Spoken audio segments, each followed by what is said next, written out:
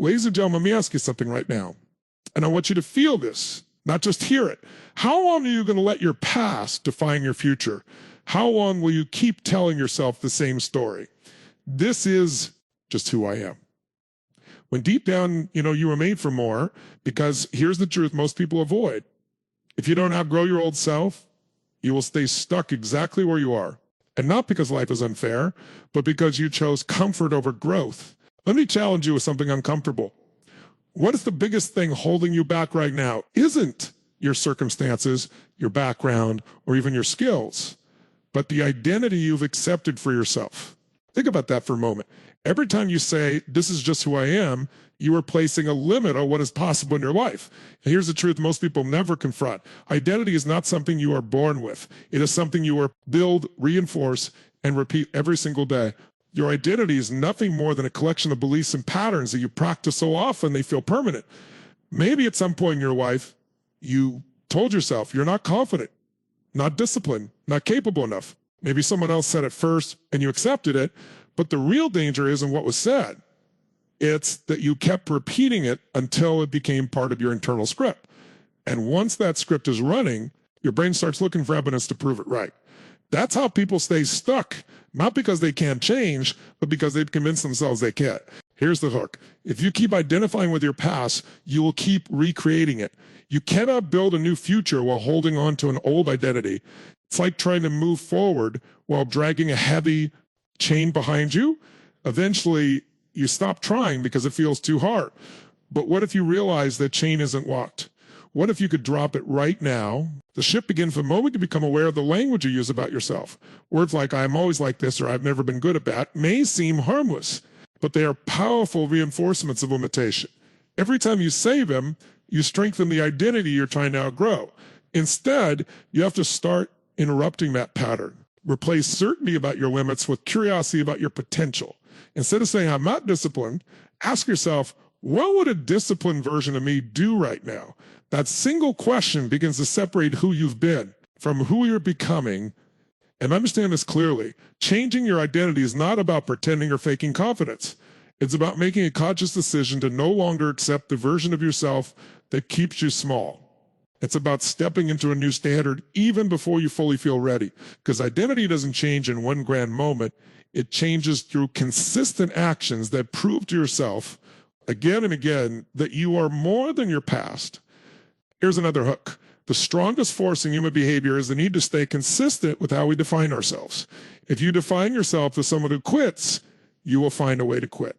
If you define yourself as someone who follows through, you will find a way to finish. So the real power lies in choosing a new definition and then backing it up with action, no matter how small.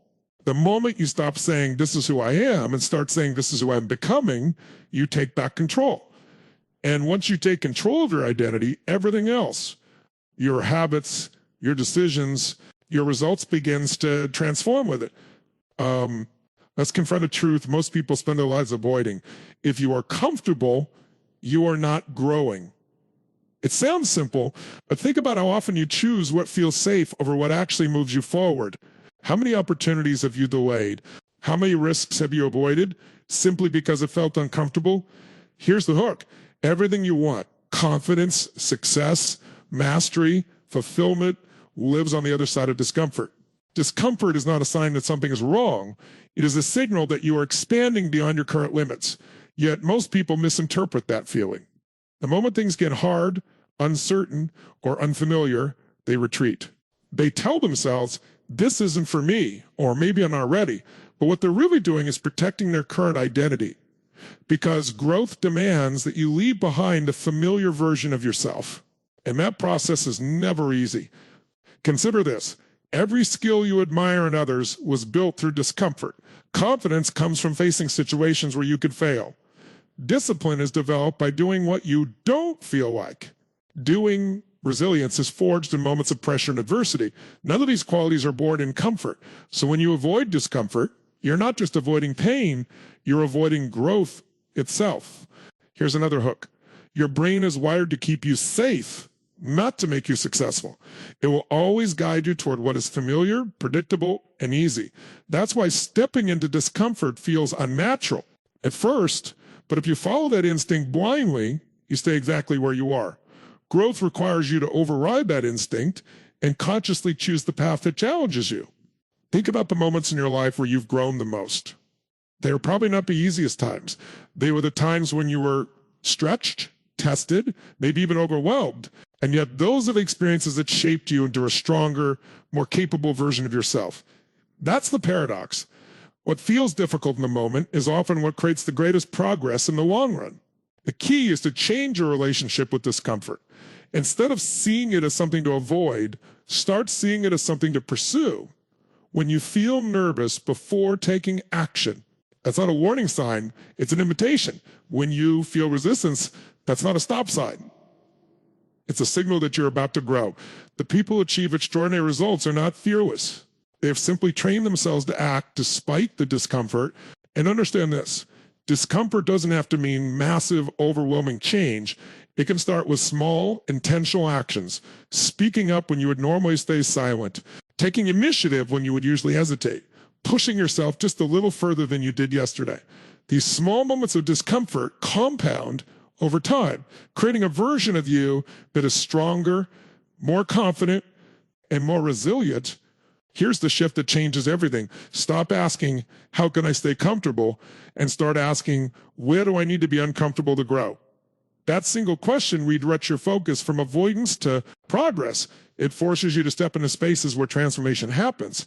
And once you begin to associate discomfort with progress, you stop fearing it and start using it as a tool to elevate every area of your life. Let's get real about something most people misunderstand. Your life is not shaped by your wishes, your hopes, or your intentions. It is shaped by your decisions, and not the weak, I'll try kind of decisions, but the ones that carry weight, commitment, and no possibility of turning back. Here's the hook. The moment you make a true decision, your life changes instantly, even if your results haven't caught up yet. Think about it. How many times have you told yourself you're going to change something? You'll start tomorrow, next week, or when the timing feels right, but nothing really shifts. Why? Because you didn't actually decide, you entertained the idea. You showed interest. But interest does not create transformation. Commitment does. A real decision cuts off all other options. It's not I might, it's I will, no matter what. The word decision itself comes from the idea to cut off. When you decide, you eliminate alternatives. You remove the safety net that allows you to fall back into old patterns. And that's exactly why most people hesitate. They want change, but they also want comfort. They want progress, but they keep an escape route open. And as long as that escape exists, they will use it the moment things get difficult. Here's another hook. Clarity doesn't come before decision, it comes after it. Many people wait until they feel certain before they act. They tell themselves, once I'm sure, I'll commit. But certainty is a result of movement, not a prerequisite for it. When you decide and take action, you begin to learn, adapt, and gain clarity along the way. Waiting for perfect clarity keeps you stuck in the same place, overthinking instead of progressing. Look at the most powerful shifts in your life. They likely didn't come from slow, hesitant thinking. They came from moments of absolute certainty. Moments where you said, enough is enough, or this is who I'm going to be now. Those are the moments that redefine your direction. And what makes them powerful is not just the emotion behind them, but the actions that follow. Because here's the truth. Decision without action is just an illusion. It might feel good in the moment, but if it's not backed by consistent behavior, it fades quickly. Real decisions create momentum. They push you to act differently, to show up differently, to align your behavior with your new standard. That's when transformation begins to take shape. And understand this. Every single day, you are making decisions, whether you realize it or not. Choosing to stay in your comfort zone is a decision. Choosing to delay action is a decision. Choosing to doubt yourself is a decision. The question is not whether you are deciding. The question is whether your decisions are moving you forward or keeping you stuck. So instead of asking, what should I do? Start asking, what am I committed to? That shift changes everything. It moves you from uncertainty to ownership. It forces you to take responsibility for your direction. And once you operate from that level of commitment, your actions begin to align naturally with your goals. Here's the moment that matters right now, not later, not when conditions are perfect. Right now, you have the ability to make a decision that can change the trajectory of your life. And once you make it, your only job is to prove it through action, again and again, until it becomes part of who you are. Let's address one of the most common illusions that holds people back. I'll take action when I feel confident. It sounds reasonable, even logical, but here's the hook. Confidence is not the cause of action. It is the result of it. If you wait until you feel ready, you may end up waiting for the rest of your life. Think about how confidence is actually built. It doesn't appear out of nowhere. It's not something you wake up with one day. Confidence is created through evidence, through repeated experiences where you take action, face uncertainty, and prove to yourself that you can handle it. Without that evidence, there's nothing for confidence to stand on. So when you hesitate, when you delay, when you avoid taking that first step, you're not protecting your confidence, you're preventing it from ever developing. Here's something to consider. Every expert you admire once started with zero confidence in that area. They were uncertain, inexperienced, and probably doubted themselves, but they acted anyway. And through that action, they gained skill. Through skill, they gained certainty, and through certainty, they built confidence. It's a sequence that cannot be skipped. Another hook, hesitation strengthens fear, but action weakens it. The longer you wait, the more your mind exaggerates the risk. You start overthinking, imagining worst-case scenarios, convincing yourself that failure would be unbearable. But the moment you act, something shifts. You move from imagination to reality, and reality is almost always more manageable than the fear you created in your mind. This is where most people get stuck. They overvalue feeling and undervalue action. They think they need the right mindset before they begin, when in fact, the right mindset is developed through the process of doing action creates momentum, and momentum changes how you feel. It alters your state, your focus, and your belief in what's possible. Waiting for the perfect emotional state keeps you trapped in inaction. Consider how small actions can begin to reshape your confidence. Speaking up once in a meeting, even if your voice shakes. Taking the first step on a project you've been postponing. Initiating a conversation you've been avoiding. These actions may seem minor, but they carry significant weight because they challenge the narrative that you can't. Each time you act despite discomfort, you create a new reference point. Proof that you are capable of more than you assumed. There's also a deeper shift that happens when you prioritize action over feeling. You begin to trust yourself, not because everything goes perfectly, but because you know you will show up regardless of how. You feel that kind of self-trust is far more powerful than temporary confidence. It creates consistency, and consistency is what ultimately leads to mastery. Here's the key shift. Stop asking yourself, do I feel confident enough? And start asking, what action can I take right now? That question removes the emotional barrier and replaces it with a practical step forward. It simplifies the process and keeps you focused on progress instead of perfection. And once you start moving, something remarkable happens. What once felt intimidating begins to feel familiar. What once felt impossible starts to feel achievable. Not because the task changed, but because you did. Take a moment and look closely at your daily life. Not the big goals you talk about, but the small, repeated actions you take every single day. Because here's the hook. Your life is not shaped by what you do occasionally. It is shaped by what you do consistently, and those consistent actions are driven by patterns of thinking, behaving, and responding that you've practiced so many times. They become automatic. Most people don't realize they are living on autopilot. They wake up, follow the same routines, react to situations in the same way, and reinforce the same habits day after day. And while this feels normal, it creates a powerful trap. Because if your patterns don't change, your results won't either. You can set new goals, make new plans, even feel motivated for a short time. But if your underlying patterns stay the same, you will eventually return to where you started. Here's something to confront. The habits you tolerate are the results you accept. If you allow procrastination, distraction, or inconsistency to exist in your daily routine, you are actively choosing the outcomes that come with them. It may not feel like a choice in the moment, but it is. Every time you repeat a behavior, you strengthen it. Every time you avoid change, you reinforce the very pattern that keeps you stuck. Another hook. You don't break a pattern by thinking about it. You break it by interrupting it. Awareness is the first step. But action is what creates change. The moment you catch yourself falling into an old habit, you have a choice. You can continue the pattern or you can disrupt it. That disruption doesn't have to be dramatic. It just has to be different. If you normally delay a task, start it immediately. If you usually stay silent, speak up. If you tend to avoid challenges, lean into them. What makes patterns so powerful is their ability to operate without conscious effort, but that also means they can be reshaped with deliberate repetition. When you consistently interrupt an old behavior and replace it with a new one, you begin to rewire your responses. Over time, what once felt difficult becomes natural. That's how transformation happens. Not through one big change, but through consistent pattern shifts.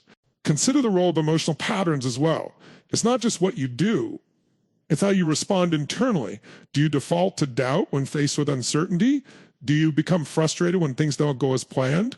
These reactions are also patterns, and they influence your decisions more than you might realize.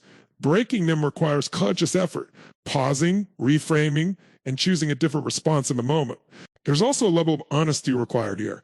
You have to be willing to identify the patterns that are holding you back, even if they are uncomfortable to admit. It's easy to blame external circumstances, but real progress begins when you take ownership of your behaviors, because once you recognize a pattern, you gain the power to change it. Here's the shift that creates momentum. Stop focusing only on outcomes and start focusing on the patterns that produce them. Instead of asking, why am I not where I want to be? Ask, what patterns are keeping me here? That question moves you from frustration to clarity. It directs your energy toward what you can control. And when you begin to consistently break the patterns that no longer serve you, you create space for new ones that align with the person you want to become. Let's confront a reality that many people avoid.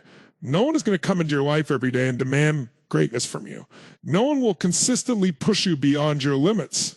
It means holding yourself accountable without needing external pressure. There's also an important shift that happens when you elevate your standards. You begin to change how you see yourself. You no longer identify as someone who tries.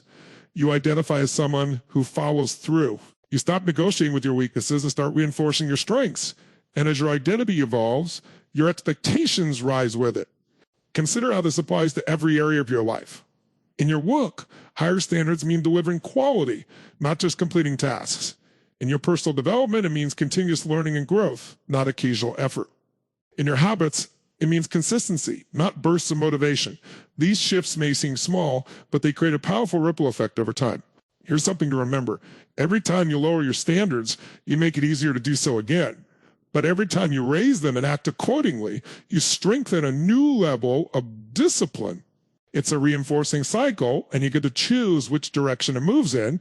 The key is to stop asking what's acceptable and start asking what's required to become the best version of myself. That question changes your perspective. It moves you beyond minimum effort and into intentional growth. And once you begin to operate at that level, your actions, your mindset, and your results start to reflect a completely different standard of living. So I'll leave you with this. You have two choices: stay comfortable and stuck, or get uncomfortable and grow. One leads to regret, the other leads to power, fulfillment, and a life you're proud of. The decision is yours. Now decide, who are you going to become